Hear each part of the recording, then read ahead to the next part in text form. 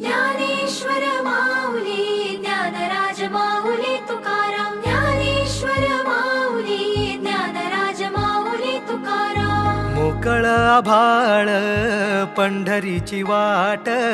चालू लागली पाऊल